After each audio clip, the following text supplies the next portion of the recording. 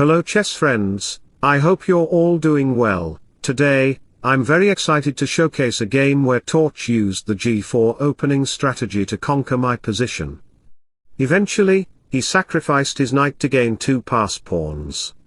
I'll teach you the strategies and tactics played in this game to enhance your chess skills, so, let's get started without any further delay. He opened the game with e4, and black responded with c5, initiating the Sicilian defense. After he moved his knight to f3 and d6, it is known as the modern variation of the Sicilian. Black could have opted for e6, known as the French variation of the Sicilian, but instead, I chose a different path to develop my bishop. The knight will go to their usual squares and I can potentially move the pawn on e6 or e5 according to the game. Additionally, black could also choose to develop the bishop on the king side, which is a valid and effective strategy. Additionally, you can advance your queen side pawns to facilitate bishop development in this manner. Torch opted to strike immediately in the center with d4, entering into the open Sicilian setup. As the game progressed, both knights were brought into play early on, known as the 4 knights variation of the Sicilian. After the bishop moved to c4, I had the option to play e6, followed by developing the bishop and castling kingside, which is a solid choice. However, I decided to play queen to b6, following my opening book, applying pressure on the knight and pawn on b2 simultaneously. After the knight retreated and I played e6, the bishop moved to f4, aiming to exploit the vulnerable d6 pawn. While pushing the e5 pawn may seem tempting, it leaves the d5 square unprotected, allowing the knight to infiltrate easily. Moreover, the f5 square becomes vulnerable. Therefore, white can launch an attack with bishop to g5, directly targeting the knight. Bishop to e7 fails to defend adequately since after exchanges, white can easily capture the d6 pawn. If you opt to move your knight to evade the bishop's attack, I can employ an effective strategy by playing queen to h5, directly targeting the f7 pawn. Although g6 might seem like a defense, after queen to f3, black's position becomes vulnerable. Returning to the position where Torch played bishop to f4, putting direct pressure on the d6 pawn, playing e5 is indeed risky. In this situation, black could consider playing queen to c7 to defend the pawn, but this move creates a diagonal weakness that white's knight can exploit by moving to b5, attacking the queen and increasing pressure on d6. Alternatively, I opted for the best move, queen to d8, aiming to protect and hold on to the d6 pawn. When Torch moved their queen to d2, it signaled a strong strategic plan. They aimed for long castle and planned to follow up with an aggressive attack using f3 and g4, known as the g4 opening strategy. I made some particular videos about this opening strategy. I will share link in the description and you can watch these videos. Alright? In response, some players might think of playing bishop to e7 to prepare for short castle, which is a solid choice, but I choose to push the pawn to a6, followed by advancing the b-pawn to b4, which is a bold and aggressive move, creating a tense situation on the queen side. This strategy aims to disrupt white's position and create vulnerabilities for them to handle. Torch decided to play a3 to protect that square. After b5 and the bishop moved out, you can see that this pawn can no longer push forward to b4. A couple of moves later, when he castled, you can see that the d6 pawn is well targeted by 3 pieces.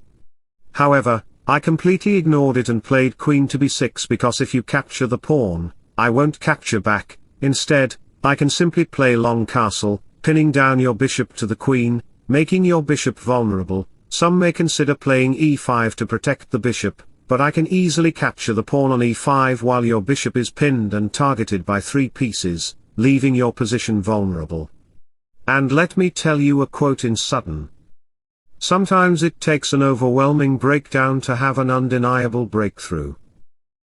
Going back to the position, when I played queen to b6, he didn't capture the pawn. Instead, he played the move g4, which is an incredible opening strategy. This g4 move consists of the idea of pushing the pawns on the king side. Later, when I played h6 to safeguard that square, he immediately struck again with h4 to push his pawn forward to g5. Then, we have the knight to e5, which is a tricky move. this knight e5 move unfolds the bishop's diagonal where the pawn is vulnerable and targeted by two pieces. To solidify the structure, he played f3 to protect this setup. I then played knight to d7, which is astonishing and consists of a brilliant strategy to play g6 followed by queen to c7, move the rook to c8 to double up the queen and rook in this file, and maneuver the knight to b6 followed by knight to c4 to dominate the queen side. This strategy is absolutely mind-blowing.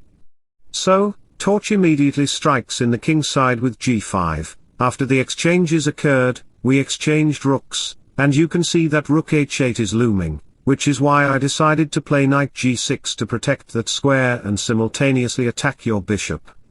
After the bishop moves, the knight goes to c5, we then have king to b1, and after the queen moves back, the knight goes to d4. You can see that my position, I mean, white's position, has a very authentic and somewhat ironic strategy. The positioning of all your pieces, along with this pawn structure, is valuable, creating vulnerability and weakness in these squares. Some may consider playing long castle, which seems logical, but white can initiate an attack by pushing the pawn to b4, forcing the knight to retreat to b7. Subsequently, white can execute a brilliant strategy by sacrificing the knight on b5. After the exchanges occur, you can see that the knight on b5, along with the fierce cross-applesauce bishops, is causing considerable trouble for black's position. Now, where should the queen move? If you place your queen on any typical square, the knight to a7 can fork your queen and king simultaneously. Alternatively, if you opt for queen to b8, the c file will open up, allowing me to play queen to c3, checking the king. Your position is vulnerable due to my knight's presence. Once you block the check with your knight, I can easily capture it. Subsequently, after the king moves, I can recapture the pawn on the d6 square. Currently, white is threatening to play queen to c7, followed by captures on that square, and then playing rook to d1 to create a vulnerable situation around your king side. Your position will be completely deadlocked. If you decide to capture the pawn on d6 with your bishop, it could lead to a disadvantageous position. Once I capture your bishop with my knight and exchanges occur on the d6 square, I can advance my rook to d1, pinning down your queen to the king. This would create a highly favorable position for me, leading to a victory in the game.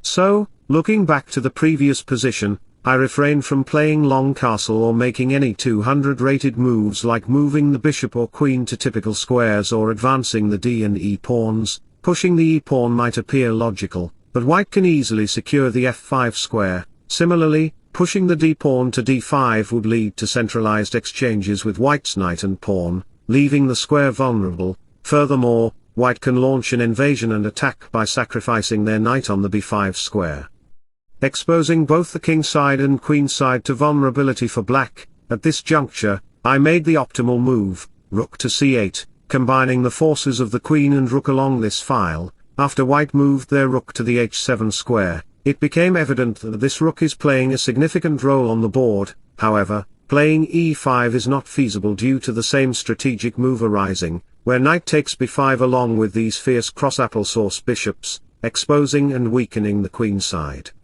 Consequently, I opted to play queen to b6, but faced a mind-blowing and cunning move. He played pawn to b4, displacing my knight. This left my king still in the center, my pieces underdeveloped, and my rook unable to create a significant advantage, while the bishop remained paralyzed. After I retreated my knight to d7, my opponent made a stunning move by sacrificing their knight on b5. Following the capture exchange sequence, the queen came under attack, while the knight assumed a decisive role, granting white significant advantages. Moreover, the connected pawns represent a passed pawn, offering white a positional advantage. Subsequently, I played queen to c6, as the queen had no safe retreat squares. However, my opponent quickly countered with knight to a7, simultaneously threatening the queen and rook, so I came with queen to c3, proposing an exchange. After he captured my rook, if you decide to capture the queen on d2 to strengthen your position by capturing the knight on c8, you'll realize that this connected passed pawn is like a Superman, creating an extremely aggressive position for white. your 2 pieces in exchange for the rook won't be sufficient to equalize the game. Returning to the position, I captured the knight on c8, and then we saw a4 played.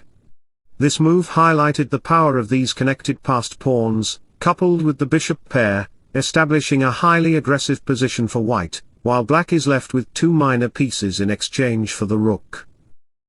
Subsequently, I played pawn to d5 to activate my bishop, but unfortunately, it was too late. Following the capture exchange sequence, he immediately played bishop to b5, pinning down the knight. As a result, the knight had to retreat to the e7 square, looking to invade and attack with the knight on f5, intending to target the bishop, after the rook moves to h8, and some of you might consider of playing knight to f5 to target the bishop. White can counter effectively by playing bishop to c5, directly challenging your bishop on f8, since it's pinned by the rook. Consequently, you would need to retreat your knight to e7 to defend against the attack.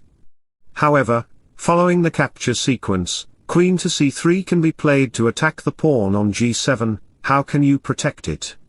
You might be tempted to play knight to g6, but after rook takes knight takes, I can easily capture your pawn on g7, leaving your knight defenseless and prone to capture. If you attempt to protect your knight with knight to g6, I can deliver a check, and after the knight blocks, it would lead to a checkmate position for you.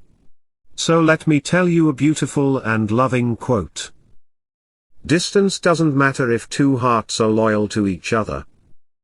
Returning to the position, since knight f5 wasn't feasible, I chose to play knight to g6 to develop the knight, attack your rook, and simultaneously protect the bishop. After the rook moves back, the knight comes into play, and bishop to f4 occurs in the game. It's evident that the f3 pawn is vulnerable, where the knight could easily capture it. However, doing so would result in queen to e3, trapping the knight and leaving it unable to escape. Soon, you would lose the knight. Thus, we see the knight returning to g6 to attack the bishop. After a few moves, we have queen to c3 to attack the pawn, threatening to play queen to c7 for a queen exchange. After king to d8, and a few moves later, we follow up with the move bishop to d6 to attack these pieces. After I played knight to b6, he captured the knight on d7. If you consider capturing the bishop on d7, white can counter and preserve by playing bishop to c5, creating a vulnerable situation around my position. His connected passed pawn is super aggressive. Returning to the position, we have queen takes d6, followed by rook to h8 targeting the bishop. There's no way to protect the bishop. For instance, if you try knight to g6 to protect the bishop and attack the rook simultaneously, then capture the bishop, but it can lead into a checkmate with queen to c8, followed by queen to e8, resulting in a loss for you. Thus, since the bishop cannot be protected, we exchanged bishops, leaving black with 2 minor pieces for white's rook. Although the king side is solidified, the queen side with 2 connected passed pawns is fragile for me. After a few moves, when pawn to b5 and queen to b6 were played, white began to play aggressively with a5, following queen to b4. Subsequently, there were moves with the knight, pawn, and queen, leading to queen to a3. After several moves, we saw queen to d7, rook to c5, and the knight maneuvering. Meanwhile, white attempted to advance the e-pawn. However, after a few more moves, it became apparent that the pawn was nearing its destination, albeit this square was protected by the queen. Eventually, when the pawn reached the second rank, white had 2 connected passed pawns, positioned astonishingly on the 6th rank. After a few moves, I captured the pawn on the f6 square, followed by rook to e5 and bishop to e4. My strategy involved playing knight to c4 check, simultaneously attacking the king and the rook. Additionally, my queen would move to d1 to promote my pawn on e1, enhancing my strategic maneuver. However, he countered by playing pawn to b7, while some might consider promoting the pawn on e1 to queen, forcing the queen to capture the e1 square. Then black can invade and attack with the bishop, and eliminate all the pawns with the knight. At the end of the day, black will have 1 queen and 1 knight against the superior rook and queen. However, despite this position being losing for black. Reflecting on all the variations, I chose to promote my pawn into a rook. After he retrieved his rook and the knight moved back, Torch checked with my queen, and he soon captured the queen on the e1 square. This position is entirely winnable for Torch. I lost the game very difficultly, and a few moves later, he captured the bishop and queen. Following a series of checks in the game, it became completely lost, resulting in a checkmate position for me. So what a beautiful and clean game it was. Torch played with aggressively. I really liked his style, and if you enjoyed my content then feel free to comment, like and subscribe to my channel. Wish you all the best. Bye bye, see ya.